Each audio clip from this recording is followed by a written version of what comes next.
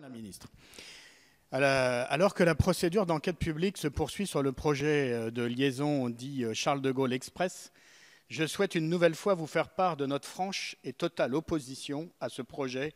et ce pour des raisons suivantes. Tout d'abord, le Charles de Gaulle Express va emprunter pour une part les voies du RER B et ainsi va dégrader le service rendu aux usagers du RER B, qui est une ligne qui, je le rappelle, transporte chaque jour plus d'1 million de voyageurs. Vous savez, ces salariés qui se lèvent tôt le matin et qui traversent la région Île-de-France pour aller travailler. Ces salariés, ces usagers, ce million de personnes qui chaque jour empruntent le RER B n'en peuvent plus des incidents, des retards qui sont quasiment quotidiens. C'est une situation totalement insupportable et qui se verra encore aggravée par le cumul sur ces voies du Charles de Gaulle Express. Deuxième argument, celui de la nécessité d'une liaison directe entre l'aéroport Charles de Gaulle et le centre de Paris ne tient pas, selon nous, au regard de l'offre de transport existante, le RER B, je l'ai dit, mais surtout des offres futures. Les trains de la ligne 17 du Grand Paris Express rouleront à 110 km/h, mettant Saint-Denis-Pleyel à 21 minutes de l'aéroport et à 13 minutes du quartier d'affaires de la Défense. Troisièmement, le coût du billet, 24 € fait du Charles de Gaulle Express un transport pour clientèle d'affaires et riches touristes, inaccessible aux populations franciliennes et aux touristes modestes. Enfin, quatrièmement,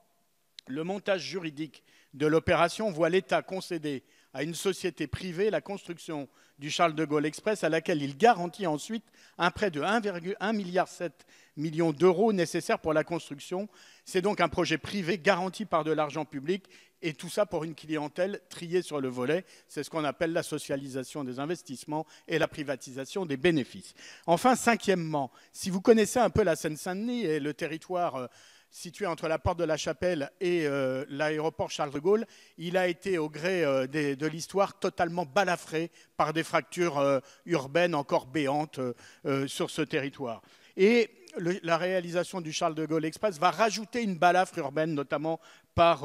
un viaduc aérien au niveau de la porte de la Chapelle, réduisant ainsi à néant tous les efforts que la ville de Paris, le territoire de pleine commune, la ville de Saint-Denis essayent de fournir pour réparer ce capharnaüm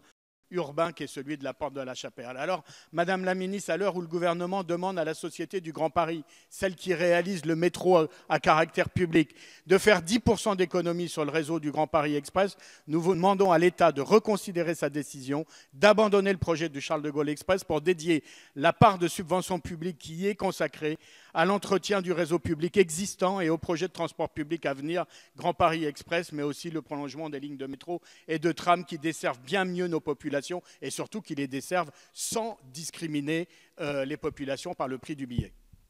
Merci.